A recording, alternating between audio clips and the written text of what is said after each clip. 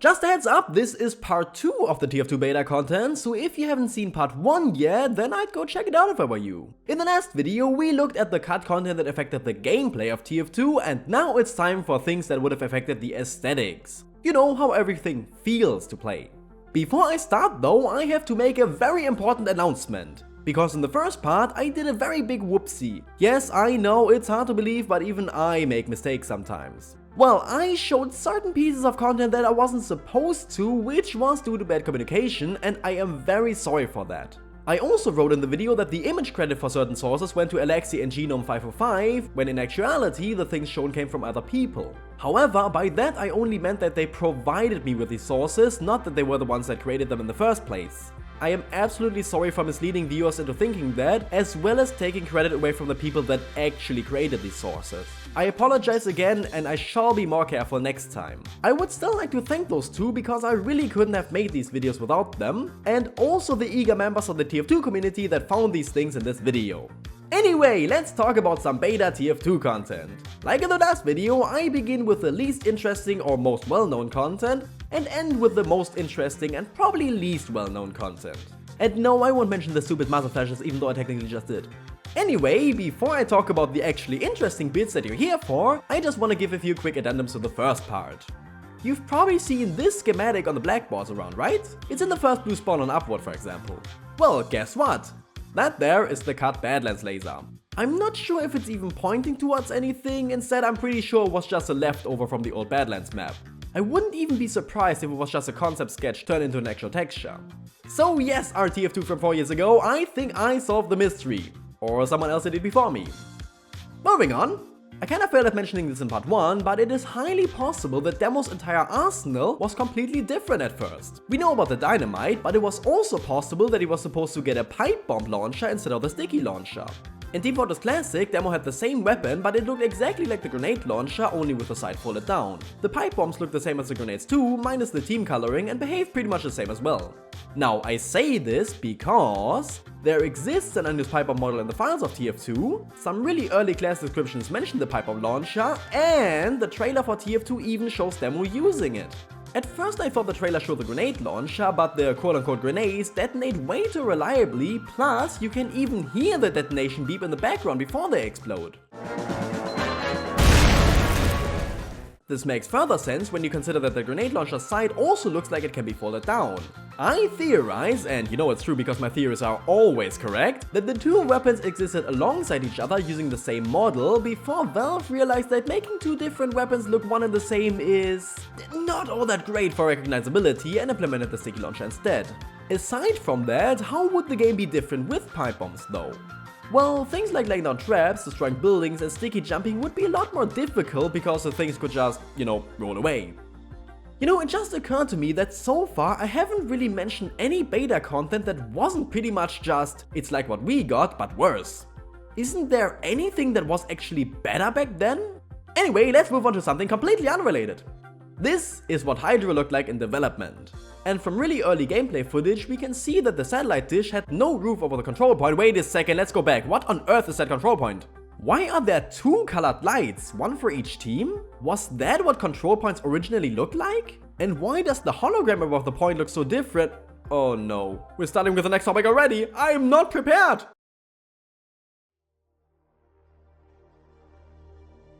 Now this is what I'm talking about. The holograms hovering above the control points looked a lot cooler back then. Lots of random discoloration and flickering. I do prefer the current models because they look nicer, but these old effects make them feel much more like actual holograms. That's all I got. So how do I stretch this out now? Oh, I got it! This reminds me of a comment I got on my Why Unusuals Are Bad video, which asked if I would like unusuals more if they were instead holograms hovering above the head. And in hindsight, probably. Especially if they had effects like these, with the flickering, distortion, and a light beam at the bottom coming out from the head. It wouldn't solve the issue of them being lazily designed, but they would definitely make more sense in the world of TF2. Anything could work as a hologram, even Death by Disco, which I like. Anyway, let's move on, shall we?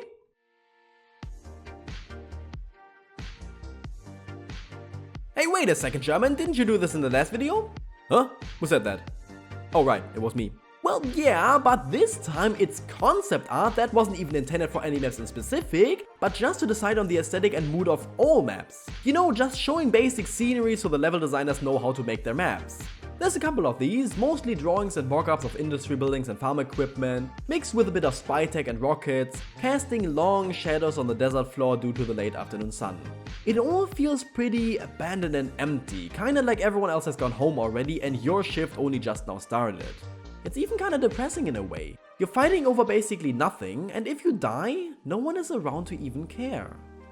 Anyway, there's also this drawing of Well, which I suspect wasn't just supposed to get the aesthetic across, but also to show what the map layout should have been like. I say this because these class silhouettes at the bottom likely indicated how big everything had to be. Not only that, but this ladder on the left leads me to believe that they were basing the level structure off the one from TF Classic, which had a ladder in the exact same spot. If they actually went through with that idea, then it is to assume that the entire interior of the base would have looked like the old design too.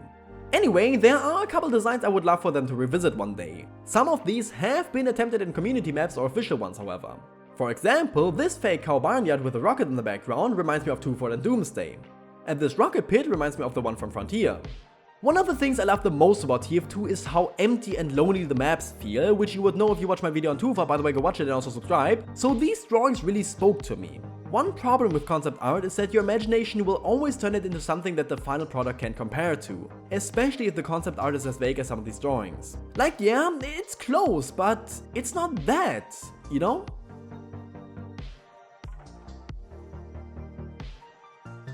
You love the TF2 comics, don't you? Of course you do. They're full of funny characters, goofy lines, and some ridiculous concepts. They really get the humor of the game across. Well, what if I told you that the very first TF2 comic had almost none of that? 1 year before the game even released, an artist named Julien Renou was commissioned by Valve to work on a test for a TF2 comic, which included a couple pages and a script but was never published. Some of these pages can be found online, and they depict Heavy, Medic and Spy fighting against some army men in a baseball stadium, weirdly enough. It seems they were cornered and tried to make a run for the exit. Heavy mows down some of the soldiers but gets shot, Medic heals him, then Spy disguises and runs out, but a tank falls from the sky which forces him to retreat, and that's where the comic ends. It's unclear who these soldiers they're fighting are. Someone theorized it might have been the mercenaries from Team Fortress 2 Brotherhood of Arms, which had a more realistic design to them. Kind of like a metaphor for Valve finishing off their relationship with that concept to focus on TF2's current design. Worth noting is Spy's disguise though. Could it be that before settling on using paper masks, this is what Spy was supposed to appear to his team as while he was disguising? If so, then I can really see the reason for removing that, because it would be really confusing to see something of the opposite team color and shoot at it, but then go, oh wait, it's just one of our spies. It's funny how similar this comic ended up being to the final ones. I mean, yeah, it's very serious and has a lot of graphic violence in it, but those things exist in the current comics as well. This comic is even a little bit goofy, what with the tank pattern and all those various objects falling from the sky. Much like the other beta content, you can see modern TF2 in there somewhere, it's just not very refined. But it is really interesting to see what concepts they were throwing around, much like our next topic, which I am very excited for.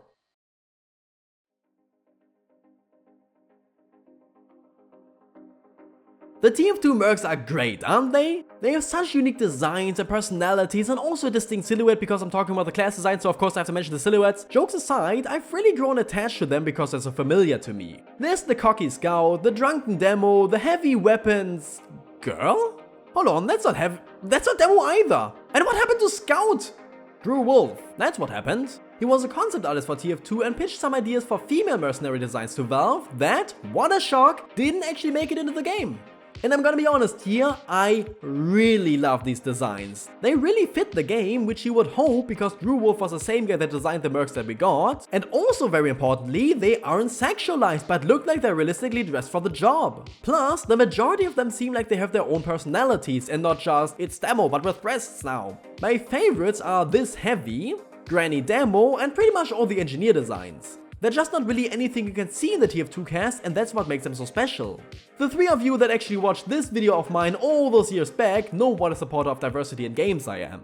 Even disregarding things like identifying with the characters and representation, you gotta agree that it's just neat to have more variety in your character designs. I mean, if everyone looked basically like Soldier, it would be boring, but that's thankfully not the case.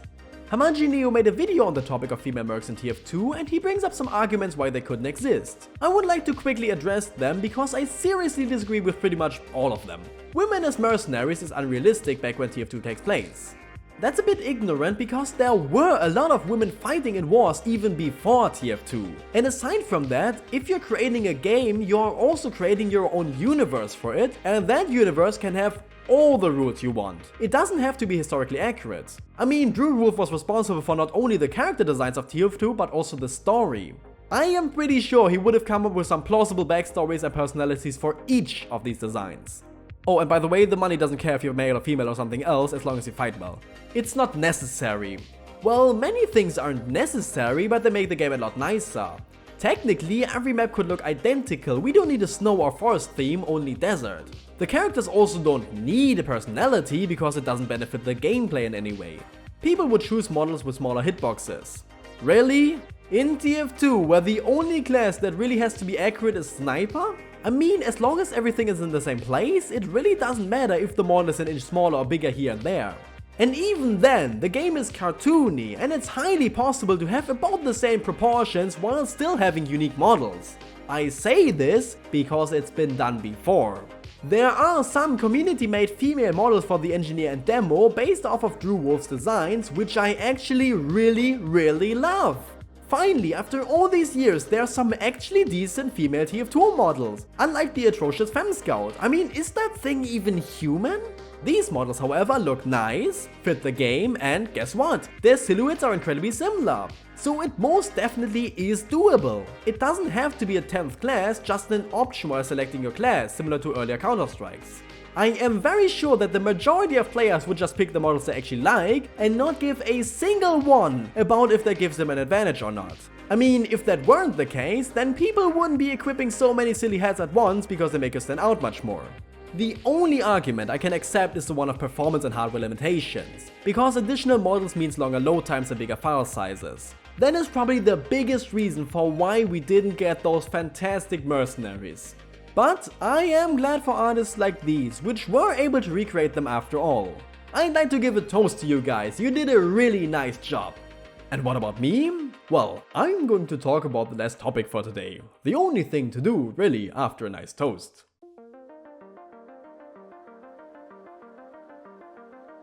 Yeah, I know you've heard this one before, we've all heard it before, but I'll still try to make it interesting. Alright, so, did you know that was originally white? I'm just kidding, you all know that. Here's a silhouette of that, by the way. And you probably also know that the designs of the mercenaries originally looked a lot different, right? Well, in that case, did you also know that there were not 1, not 2, not 3, but at least 4, maybe even 5 different designs of them? Now please say no so I look like I know what I'm doing. Alright, this is actually really difficult to categorize because creating these designs was an ongoing process. Valve probably didn't decide, hey, you know those skins we just made? Yeah, let's remake all of them at once. However, I think I was able to divide them up into 5 different iterations that are different enough to notice a big difference. But I am not going to list all the differences, only the most obvious ones. Alright, let's time travel all the way back to early 2006 to the very first teaser trailer for TF2. During this time, the models and textures were entirely different and very low quality, and most of the classes also didn't even have emblems yet. The most obvious differences are Heavy, Spy, NG and Soldier. Heavy's outfit is a lot more detailed, looking more like his concept art. Spy has a greyish suit instead of a team-colored one and an armband. NG's shirt is white, his overalls are slightly more red, and he has red gloves, knee pads and an armband as well. I should actually call them arm band-aids because it seems they were really just band-aid solutions to somewhat indicate what team the classes were on, because grey clothes don't really do a good job at that. Soldier is a whole different story as well. His coat is entirely grey with only a slight tint of red. The only thing to indicate his team are yet more arm band-aids, and here's my favorite part, his grenades are just black eggs. I don't know what else to add. Worth noting about all of these though is that the team colors are a lot more saturated than in the final game. Now let's move on a bit further to mid-2006. Not much has changed, though Heavy and NG got significant updates. Heavy's clothes were completely redesigned, removing most detail and giving them much more flat colors, which does fit the rest of the classes more. For NG, it seems like they realized giving him actual team colors is a bad idea, and thus his shirt was dyed red. They also recolored his overalls, belts and boots, and removed his armband. And it seems that Sniper has more folds and creases in his clothes than before. These designs are much closer to the final ones and the team colors are much more recognizable. You can see they're kinda getting somewhere, but it's not quite polished enough yet. We're now in August of 2006 and have reached the first trailer for TF2 and we're finally able to see the blue side of things. For example, while the red soldier still has a grey coat with armbands, the blue variant is entirely blue and has a yellow circle instead of any armbands. The eggs also received a late Easter update and had a yellow stripe painted over them. How nice. It is possible that the blue skins were already using a newer version of the soldier's design that's much closer to the final one, with the red skin still using the old design. Aside from that, Angie's gloves and knee pads were colored yellow, making him look more like his final design. Alright, we've now reached what I like to call the illustrative rendering phase, because it comes from an image found in a paper by Valve employees about illustrative rendering to showcase the silhouettes. Though still low res, these designs are much closer to the final product, with even the colors not being as saturated anymore, and everyone having the same colors for their shirts. Soldier is finally team colored and has no armbands anymore like the blue version in the trailer, and the eggs have evolved into actual grenades. Medic also lost his stethoscope alongside his medical license, his syringe gun is grey, and other screenshots of the same time period, I think, show him with a really primitive medigun backpack that was likely just a placeholder. Spy, however, still sports his stupid grey suit, like, can you not? Everyone else already has really nice team color clothes, but no, you just have to be special and run around like you've been sitting on a dusty shelf for years. Get the hint, Spy? Interesting is how Pyro has a hose connecting his tank to his flamethrower, which wasn't there before. It would explain why they even have the tank, because right now it doesn't really make any sense. And thus we arrive back in 2007 at the final designs. The models and textures were completely reworked and are of a much higher resolution, and everyone is finally team colored, including Spy, thank goodness. I find it hilarious to see the development of Pyro's tank, however. At the beginning it was completely grey with a yellow bit on it. Then they turned it completely yellow, only to turn it grey again, but this time entirely, before eventually settling on making it both grey and yellow. It's like they couldn't make up their mind about something so minuscule. Kinda like me. Oh yeah, and the tank ended up losing the hose, which was likely done because it was too buggy. I mean, that small hose on the flamethrower is already connected to Pyro's arm, so when they raise it, up goes the hose as well. I probably missed a couple of details in this timeline, so do let me know what those are, but I also intentionally left out a couple things like the stupid emblems. Sometimes they had them, then they didn't, then they had different ones, it's just a big mess. Even after launch they kept changing, with Demo's emblem for example resorting back to his beta design and promotional art. The classes that changed the most were probably NG, Spy and Soldier. I highly suspect that the reason for making their outfits less grey was because they wanted players to immediately notice their team colors. Heavy was also perhaps one of the first, maybe even the first class to be created for the game, considering that he was the most detailed out of all of them. Interestingly, the wiki also mentions that his gloves were team colored at one point, which was probably around the illustrative rendering period. Please don't ask why they changed it, I have no idea and my head already hurts from all of this. But what I can say about all of this is that the change to make the game even more cartoony was a conscious one, probably because simpler designs are easier to immediately recognize. And while I really do like Heavy and Angie's original designs, I gotta admit that the current ones work much better for the game, so that was definitely a good decision there. After all, gameplay is always supposed to come before graphics. So am I done now? Can I go? Yes? Great! Then on to the conclusion.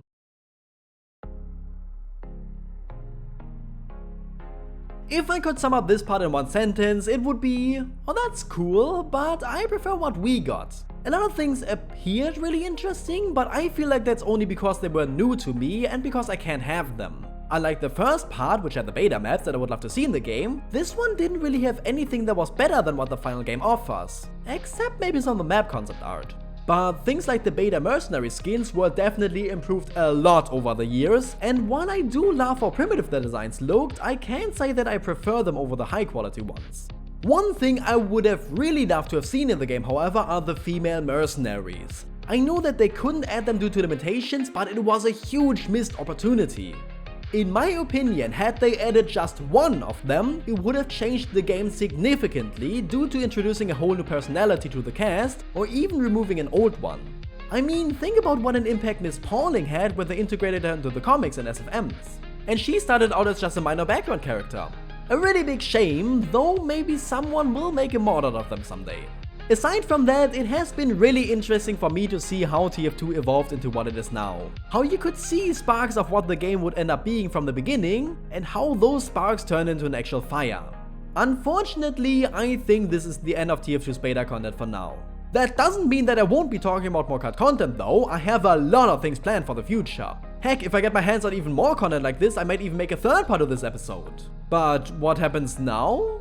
Well... One Truma, Alexis Chavez, Anthony Pimentel, Brad C. Skatesy, Charlie, Frozen Spaghetti, Oleg Andreev, Paulina Davidova, Ren Marty, The Sad Boo, Zachary Leclerc, and unfortunately, not as always anymore, Xenomite. And if you, yes, you are even thinking about supporting me as well, then you can do that by becoming a patron as well, subscribing to my channel, following me on Twitter, joining my Discord, or just by watching my videos. Anything is appreciated. And if you haven't watched it already yet, then I'd advise you to watch the first part of this episode. If these types of videos are something you like, then you should also check out the 3 Lost Meet the Medics, in which I talk about 3 versions of Meet the Medic that were never released. Anyway, thank you very much for watching, have a wonderful day, and goodbye.